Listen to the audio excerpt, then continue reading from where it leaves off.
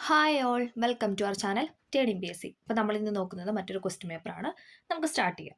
താഴെ കൊടുത്തിരിക്കുന്ന ശ്രീനാരായണ ഗുരുവിൻ്റെതല്ലാത്ത കൃതി ഏതാണെന്നാണ് ചോദിച്ചിരിക്കുന്നത്. ഏതാണ്? ഓപ്ഷൻ എ ആണല്ലേ. ആദിഭാഷ എന്ന് പറയുന്നത് ശ്രീനാരായണ ഗുരുവിൻ്റെ കൃതിയല്ല. ദേവദശകം, ശിവശതകം, ദർശനമാല എന്ന് പറയുന്നത് ശ്രീനാരായണ ഗുരുവിൻ്റെ കൃതിയാണ്. ഓക്കെ, ദേവദശകം, ശിവശതകം, ദർശനമാല എന്ന് പറയുന്നത് ശ്രീനാരായണ ഗുരുവിൻ്റെ കൃതിയാണ്. അടുത്തത്, കേരളത്തിന്റെ വിജ്ഞാന മേഖലയുമായി ബന്ധപ്പെട്ട് താഴെ കൊടുത്തിരിക്കുന്നവയിൽ തെറ്റായ പ്രസ്താവന ഏതാണെന്നാണ് ചോദിക്കുന്നത്. തെറ്റായത് ഓപ്ഷൻ സി ആണ് ഇവിടെ തെറ്റായിട്ട് കൊടുത്തിട്ടുള്ളത്. മലബാറിൽ വിദ്യാഭ്യാസം പ്രചരിപ്പിക്കുന്നതിന് നേതൃത്വം നൽകിയത് ബാസൽ ഇവാഞ്ചലിക്കൽ മിഷനാണ്. അത് ശരിയാണ്. റാണി ഗൗരി പാർവതി ഭായ് സൗജന്യവും നിർബന്ധിതവുമായ വിദ്യാഭ്യാസം തിരുവിതാംകൂറിൽ നടപ്പിലാക്കിയത് ശരിയാണ്. സ്പാനിഷ് മിഷണറി ആയിരുന്ന ട്വിങ്കിൾ ടാബ് നാഗർകോവിൽ ഉൾപ്പെടെയുള്ള പ്രദേശത്ത് ഇംഗ്ലീഷ് സ്കൂളുകൾ സ്ഥാപിക്കുകയുണ്ടായി എന്നാണ് പറയുന്നത്. അതും ശരിയാണ്. ഓക്കെ, അപ്പം 3 സ്റ്റേറ്റ്മെന്റ് ശരിയാണ്. മലബാറിൽ വിദ്യാഭ്യാസം പ്രചരിപ്പിക്കുന്നതിന് നേതൃത്വം നൽകിയത് ബേസൽ ഇവാഞ്ചലിക്കൽ മിഷനാണ്. റാണി ഗൗരി പാർവതി സൗജന്യവും നിർബന്ധിതവുമായ വിദ്യാഭ്യാസം തിരുവിതാംകൂറിൽ നടപ്പിലാക്കി. സ്പാനിഷ് മിഷണറി ആയിരുന്ന ട്വിങ്കിൾ ടാബ് നാഗർകോവിൽ ഉൾപ്പെടെയുള്ള പ്രദേശത്ത് ഇംഗ്ലീഷ് സ്കൂളുകൾ സ്ഥാപിക്കുകയുണ്ടായി. ഓക്കെ, ഇന്ത്യൻ സമുദ്രത്തിന്റെ ആധിപത്യത്തിന് വേണ്ടി കാർട്ടസ് വ്യവസ്ഥ നടപ്പിലാക്കിയ പാശ്ചാത്യ രാജ്യം ഏതായിരുന്നു എന്ന് ചോദിച്ചാൽ ഏതാണ്? Option D, പോർച്ചുഗലാണ്. ഇന്ത്യൻ സമുദ്രത്തിന്റെ ആധിപത്യത്തിന് വേണ്ടി കാർട്ടസ് വ്യവസ്ഥ നടപ്പിലാക്കിയ രാജ്യമാണ് പോർച്ചുഗൽ. താഴെ കൊടുത്തിരിക്കുന്ന ചൈനയിലെ ബോക്സാർ കലാപവുമായി ബന്ധപ്പെട്ട വർഷമാണ് ചോദിച്ചിരിക്കുന്നത്. ഏതാണ്? 1900 to 1901 1900 to 1901 എന്തെന്ന് പറയുന്നത് ബോക്സാർ കലാപം ചൈനയിൽ നടന്നത്. തെക്കേ അമേരിക്കയിലെ ചിലി, പെറു പ്രദേശങ്ങൾ കേന്ദ്രീകരിച്ച് വികാസം പ്രാപിച്ച സംസ്കാരം ഏതാന്ന് ചോദിച്ചാൽ ഏതാണ്? ഇൻക സംസ്കാരമാണ്. ഇൻക സംസ്കാരം. തെക്കേ അമേരിക്കയിലെ ചിലി, പെറു പ്രദേശങ്ങൾ കേന്ദ്രീകരിച്ച് വികാസം പ്രാപിച്ച സംസ്കാരമാണ് ഇൻക സംസ്കാരം. കോഴിക്കോടിന്റെ കഥ എന്ന കൃതിയുടെ കർത്താവ് ആരാണ്? കോഴിക്കോടിന്റെ കഥ എന്ന കൃതിയുടെ കർത്താവാണ് MGS നാരായൺ എന്ന് പറയുന്നത്. MGS നാരായണനാണ് കോഴിക്കോടിന്റെ കഥ എന്ന കൃതിയുടെ കർത്താവ്. അടുത്തത്, ഗാന്ധി സാഗർ ഡാം സ്ഥിതി ചെയ്യുന്ന നദി ഏതെല്ലാം സംസ്ഥാനങ്ങളിലൂടെയാണ് ഒഴുകുന്നത്? ഏതാണ്? മധ്യപ്രദേശ്, UP, രാജസ്ഥാനാണ്. ഗാന്ധിനഗർ ഡാം സ്ഥിതി ചെയ്യുന്ന നദി ഏതെല്ലാം സ്റ്റേറ്റിലൂടെയാണ് ഒഴുകുന്നത് എന്ന് ചോദിച്ചാൽ മധ്യപ്രദേശ്, ഉത്തർപ്രദേശ്, രാജസ്ഥാൻ. അന്തരീക്ഷത്തിൽ അടങ്ങിയിരിക്കുന്ന വിവിധ വാതകങ്ങളിൽ 3ാം സ്ഥാനത്തും 4ാം സ്ഥാനത്തും വരുന്ന വാതകങ്ങൾ ഏതെല്ലാം? നമ്മൾ ഡീറ്റെയിൽ ആയിട്ട് പഠിച്ചതാണല്ലേ. ഏതാണ്? ഓപ്ഷൻ ഡി ആണ്. ആർഗണും കാർബൺ ഡൈ ഓക്സൈഡുമാണ്. Argon, carbon dye oxide.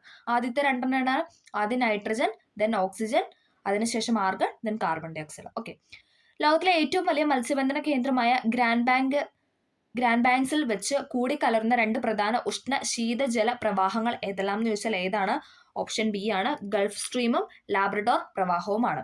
ലോകത്തിലെ ഏറ്റവും വലിയ മത്സ്യബന്ധന കേന്ദ്രമായ ഗ്രാൻഡ് ബാങ്ക്സിൽ വെച്ച് കൂടിക്കലർന്ന 2 പ്രധാന ഉഷ്ണ ശീതജല പ്രവാഹങ്ങളാണ് ഗൾഫ് സ്ട്രീമും ലാബ്രഡോർ പ്രവാഹവും. ഹെമിസ് ദേശീയോദ്യാനത്തിൽ സംരക്ഷിക്കപ്പെട്ടിരിക്കുന്ന പ്രധാന വന്യജീവിയാണ് ഇതെന്ന് പറയുന്നത് ഹിമപ്പുലി എന്ന് പറയുന്നത്. ഹെമിസ്, ഹിമപ്പുലി, ഹാ വെച്ചിട്ട് കണക്ട് ചെയ്യുക. ഓക്കെ, ഹെമിസ് ദേശീയോദ്യാനത്തിൽ സംരക്ഷിക്കപ്പെട്ടിരിക്കുന്ന പ്രധാന വന്യജീവിയാണ് ഹിമപ്പുലി.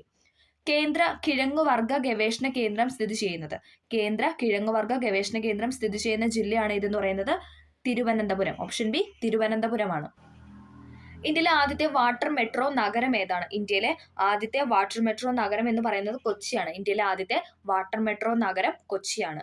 താഴേക്ക് ചെരിഞ്ഞ നേർരേഖ ചോദന വക്രത്തിന്റെ മധ്യബിന്ദുവിലെ ഇലാസ്തികത എന്ന് പറയുന്നത് 0, 1, 2, 3 ഏതാണെന്നാണ് ചോദിക്കുന്നത്. ഏതാണ്? ഓപ്ഷൻ ബി, 1 താഴേക്ക് ചെരിഞ്ഞ നേർരേഖ ചോദന വക്രത്തിന്റെ മധ്യബിന്ദുവിലെ ഇലാസ്തികത 1. ഓക്കെ, ഉൽപാദന സാധ്യത വക്രത്തിന്റെ ആകൃതിയാണ് ചോദിക്കുന്നത്. ഏതാണ്? ഓപ്ഷൻ സി, കോൺകേവ് ആണ്. ഉൽപാദന സാധ്യത വക്രത്തിന്റെ ആകൃതി കോൺകേവ് ആണ്. ഓക്കെ, ഇന്ത്യയിലെ ഏറ്റവും ഉയർന്ന ധനകാര്യ സ്ഥാപനം എന്ന് പറയുന്നത് ഏതാണ്? RBI ആണ്. റിസർവ് ബാങ്ക് ഓഫ് ഇന്ത്യ ആണ്. എല്ലാവർക്കും അറിയാം അല്ലെ. റിസർവ് ബാങ്ക് ഓഫ് ഇന്ത്യ ആണ് ഇന്ത്യയിലെ ഏറ്റവും ഉയർന്ന ധനകാര്യ സ്ഥാപനം.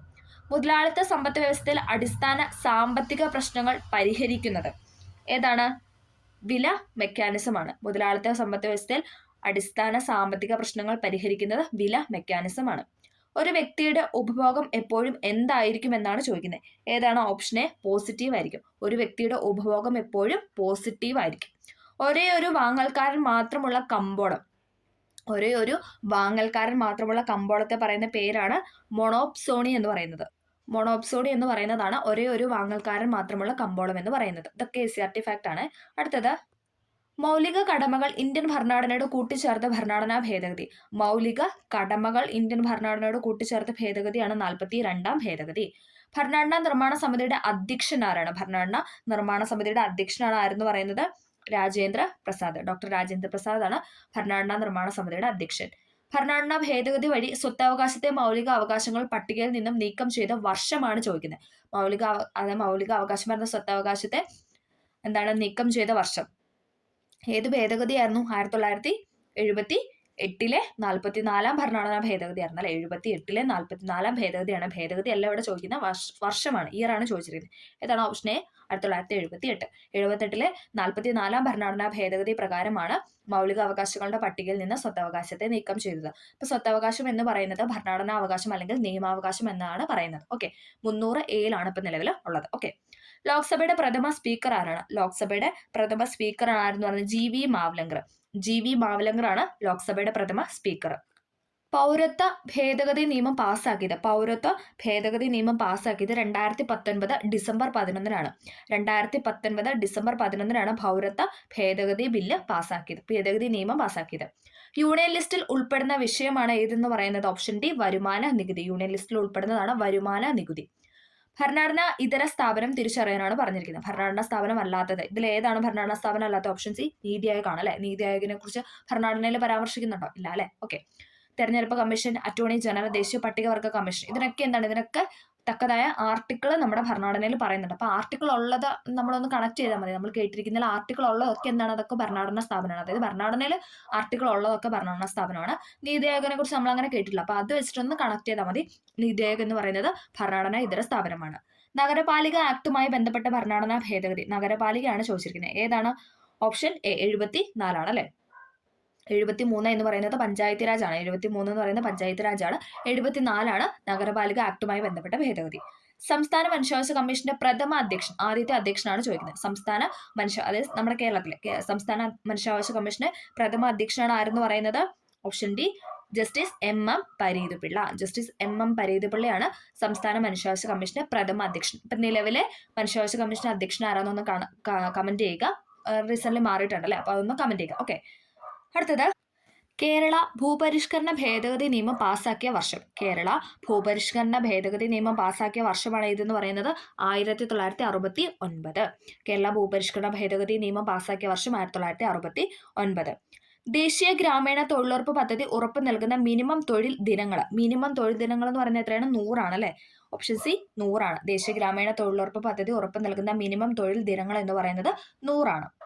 കേരള സംസ്ഥാന തണ്ണീർത്തട നിയമം പാസാക്കിയ വർഷം. കേരള സംസ്ഥാന തണ്ണീർത്തട നിയമം പാസാക്കിയ വർഷം 2008. ഇമ്പോർട്ടൻ്റ് ആണ്. കേരള സംസ്ഥാന തണ്ണീർത്തട നിയമം പാസാക്കിയ വർഷം 2008. കേരള അഡ്മിനിസ്ട്രേറ്റീവ് സർവീസ് ആരംഭിച്ച വർഷം. കേരള അഡ്മിനിസ്ട്രേറ്റീവ് സർവീസ് ആരംഭിച്ച വർഷമാണ് 2018. കേരള അഡ്മിനിസ്ട്രേറ്റീവ് സർവീസ് KAS അല്ലെ. KAS നിലവിൽ വന്ന വർഷമാണ് 2018 എന്ന് പറയുന്നത്. 2018. കോവിഡ് വകഭേദമായ ഒമിക്രോൺ വൈറസിന് ആ പേര് ലഭിച്ചത് എവിടെ നിന്നാണെന്നാണ് ചോദിക്കുന്നത്. എവിടെ നിന്നാണ്? ഓപ്ഷൻ ഡി ആണ്. ഗ്രീക്കിലെ 15ാമത്തെ അക്ഷരത്തിൽ നിന്നും. ഗ്രീക്കിലെ 15ാമത്തെ അക്ഷരത്തിൽ നിന്നാണ് കോവിഡ് വകഭേദമായ ഒമിക്രോൺ വൈറസിന് ആ പേര് നൽകിയത്. എന്താണ് ഡോപ്സൺ യൂണിറ്റ്? എന്താണ് ഡോപ്സൺ യൂണിറ്റ് എന്ന് പറഞ്ഞാൽ അന്തരീക്ഷത്തിലെ ഓസോണിന്റെ ഖനം അളക്കുന്നത് അല്ലെ. ഓസോണിന്റെ ഖനം അളക്കുന്ന യൂണിറ്റ് ആണ് ഡോപ്സൺ യൂണിറ്റ് എന്ന് പറയുന്നത്. 2021 ലോക മണ്ണ് ദിനത്തിന്റെ പ്രമേയമാണ് ചോദിച്ചിരിക്കുന്നത്. 2021 ലോക മണ്ണ് ദിനത്തിന്റെ പ്രമേയം എന്ന് പറയുന്നത് ഏതാണ്? ഓപ്ഷൻ എ മണ്ണിന്റെ ലവണീകരണം തടയും, മണ്ണിന്റെ ഉൽപാദനക്ഷമത വർദ്ധിപ്പിക്കും എന്നാണ് പറയുന്നത്. ഇത് ആ സമയത്തെ കറണ്ട് അഫയർ ആണ് അങ്ങനെ ഒരു ക്വസ്റ്റ്യൻ വന്നത്. ഓക്കെ, എന്നാലും നമ്മൾ 21 തൊട്ടുള്ള പഠിച്ചിരിക്കുന്നത് നല്ലതാണ്. ഓക്കെ, മണ്ണിന്റെ ലവണീകരണം തടയും, മണ്ണിന്റെ ഉൽപാദനക്ഷമത വർദ്ധിപ്പിക്കും. ആന്റി സ്റ്റെറിലിറ്റി ഫാക്ടർ എന്നറിയപ്പെടുന്ന ജീവകം ഏതാണ്? ആന്റി സ്റ്റെറിലിറ്റി ഫാക്ടർ എന്നറിയപ്പെടുന്ന ജീവകമാണ് വിറ്റാമിൻ ഇ. ജീവകം ഇ ആണ് ആന്റി സ്റ്റെറിലിറ്റി ഫാക്ടർ എന്നറിയപ്പെടുന്നത്. താഴെ പറയുന്നതിൽ മലേറിയയുമായി ബന്ധപ്പെട്ട ശരിയായ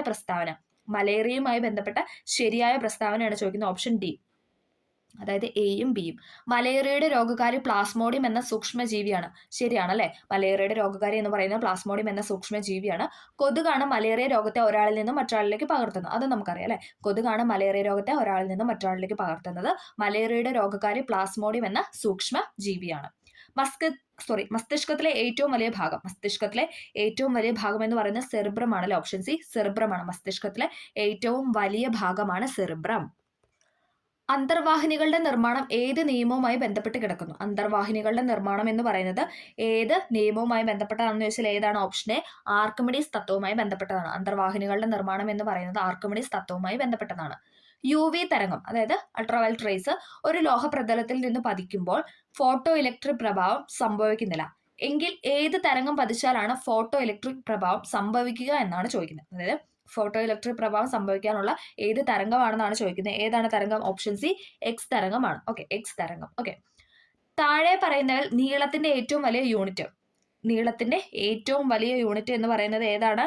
പാർസെക് ആണ്. പാർസെക് എന്ന് പറയുന്നതാണ് നീളത്തിന്റെ ഏറ്റവും വലിയ യൂണിറ്റ്. ഒരു ഏകാത്മക മിശ്രിതത്തിന് ഉദാഹരണം, ഒരു ഏകാത്മക മിശ്രിതത്തിന് ഉദാഹരണമാണ് ചോദിച്ചിരിക്കുന്നത്. ഏതാണ്? Option C ഉപ്പുവെള്ളമാണ്. ഏകാത്മക മിശ്രിതത്തിന് ഉദാഹരണം എന്ന് പറയുന്നത് ഉപ്പുവെള്ളമാണ്. ഒരു വാതകത്തിനെ ദ്രാവകമാക്കാൻ ഏറ്റവും അനുകൂലമായ സാഹചര്യമാണ് ചോദിക്കുന്നത്. ഒരു വാതകത്തിനെ ദ്രാവകമാക്കാൻ, അതായത് ഗേഷ്യസ് ഫോമിനെ ലിക്വിഡ് ഫോമിലോട്ട് മാറ്റാനുള്ള അനുകൂലമായ സാഹചര്യമാണ് ചോദിക്കുന്നത്. ഏതാണ്? ഓപ്ഷൻ ബി ആണ്. മർദ്ദം കൂട്ടുക, ഊഷ്മാവ് കുറയ്ക്കുക. ഇത് രണ്ടും റിപ്പീറ്റ് ചെയ്ത് ചോദിച്ച ക്വസ്റ്റൻ ആണല്ലേ. മർദ്ദം കൂട്ടുക, ഊഷ്മാവ് കുറയ്ക്കുക. സ്വർണ്ണാഭരണം, പഞ്ചസാര, ഉപ്പുവെള്ളം എന്നീ യഥാക്രമം ഏതെല്ലാം വിഭാഗങ്ങളിൽ ക്രമപ്പെടുത്താം എന്നാണ് പറയുന്നത്? സ്വർണ്ണാഭരണം, പഞ്ചസാര, ഉപ്പുവെള്ളം എന്നിവ യഥാക്രമം ഏത് വിഭാഗത്തിൽ ഉൾപ്പെടുത്താമെന്ന് ചോദിച്ചാൽ ഏതാണ്? ഓപ്ഷൻ എ സ്വർണ്ണാഭരണം മിശ്രിതം, പഞ്ചസാര സംയുക്തം, ഉപ്പുവെള്ളം മിശ്രിതം. ഓക്കെ, ആ ഒരു രീതിയിലാണ് ക്രമപ്പെടുത്തുന്നത്. നിത്യവും ഉപയോഗിക്കുന്ന സോപ്പിൽ 2ാം ഗ്രേഡ് സോപ്പിന്റെ TFM, total fatty matter, TFM എന്ന് പറഞ്ഞാൽ ടോട്ടൽ ഫാറ്റി മാറ്റർ ഡാഷിൽ കൂടുതലായിരിക്കും എന്നാണ് പറയുന്നത്. എത്രയാണെന്നാണ് ചോദിക്കുന്നത്. ഏതാണ്? ഓപ്ഷൻ സി 70% കൂടുതലായിരിക്കും. നിത്യവും ഉപയോഗിക്കുന്ന സോപ്പിൽ 2ാം ഗ്രേഡ് സോപ്പിന്റെ, 2ാം ഗ്രേഡ് ആണ് ചോദിക്കുന്നത്, 2ാം ഗ്രേഡ് സോപ്പിന്റെ ടോട്ടൽ ഫാറ്റി മാറ്റർ 70% കൂടുതലായിരിക്കും. ഓക്കെ, ഉപലേന്ദു ചാറ്റർജി എന്ന കേന്ദ്ര കഥാപാത്രം കടന്നു വരുന്ന TD രാമകൃഷ്ണന്റെ നോവൽ ഏതാണെന്നാണ് ചോദിക്കുന്നത്. ഏതാണ്? ഓപ്ഷൻ സി ആണ്, ആൽഫയാണ്. ആൽഫ. ഓക്കെ, ഉപലേന്ദു ചാറ്റർജി എന്ന കേന്ദ്ര കഥാപാത്രം കടന്നു വരുന്ന TD രാമകൃഷ്ണന്റെ നോവലാണ് ആൽഫ. ബ്രിഡ്ജ് ഔട്ട് എന്ന പദം താഴെ തന്നിരിക്കുന്നതിൽ ഏത് കായിക മത്സരവുമായി ബന്ധപ്പെട്ടതാണ്? ബ്രിഡ്ജ് ഔട്ട് ഏതാണ്? റെസ്ലിംഗ് ആണ്. ബ്രിഡ്ജ് ഔട്ട് എന്ന പദം ഏത് കായിക മത്സരവുമായി ബന്ധപ്പെട്ടതാണെന്ന് വെച്ചാൽ റെസ്ലിംഗ് ആണ്. പണ്ഡിതനും തെയ്യം കലാകാരനുമായ രാമന് മണക്കാടൻ ഗുരുക്കൾ എന്ന ആചാരപട്ടം നൽകി ആദരിച്ച തമ്പുരാനാണ് ആരെന്ന് പറയുന്നത്? ഓപ്ഷൻ ബി ചിറക്കൽ തമ്പുരാൻ. പണ്ഡിതനും തെയ്യം കലാകാരനുമായ രാമന് മണക്കാടൻ ഗുരുക്കൾ എന്ന ആചാരപട്ടം നൽകി ആദരിച്ച തമ്പുരാനാണ് ചിറക്കൽ തമ്പുരാൻ. സംഘകാല സാഹിത്യത്തിൽ പരാമർശിച്ചിരിക്കുന്ന ഐന്തണകളിലെ അവസാന നിലയെ നെയ്തൽ നിലം സൂചിപ്പിക്കുന്നത് ഏതാണെന്നാണ് ചോദിക്കുന്നത്. ഏതാണ്? ഓപ്ഷൻ ഡി കടലോര പ്രദേശത്തെയാണ്. കടലോര പ്രദേശം. ഗീതാഞ്ജലി ശ്രീക്ക് 2022 ബുക്കർ സമ്മാനം ലഭിച്ച ടോം ഓഫ് സാൻഡ് എന്ന കൃതി ഹിന്ദിയിലെ ഏത് നോവലിന്റെ പരിഭാഷയാണെന്നാണ് ചോദിക്കുന്നത്. ഏതാണ്? Option B Ret സമാധിയാണ്. രേത് സമാധി. ഓക്കെ, അപ്പൊ നമ്മളിവിടെ മറ്റ് 50 ക്വസ്റ്റ്യൻസ് ആണ് ഡിസ്കസ് ചെയ്തത്. അത്യാവശ്യം വെറൈറ്റി ആയിട്ടുള്ള കുറച്ച് ക്വസ്റ്റ്യൻസ് ഒക്കെ ഉണ്ടായിരുന്നു. അപ്പോൾ എല്ലാവർക്കും ഈ വീഡിയോ ഹെൽപ്ഫുൾ ആയെന്ന് വിചാരിക്കുന്നു. ഹെൽപ്ഫുൾ ആയെങ്കിൽ തീർച്ചയായും ലൈക്ക് ചെയ്ത് സപ്പോർട്ട് ചെയ്യുക. Okay, thank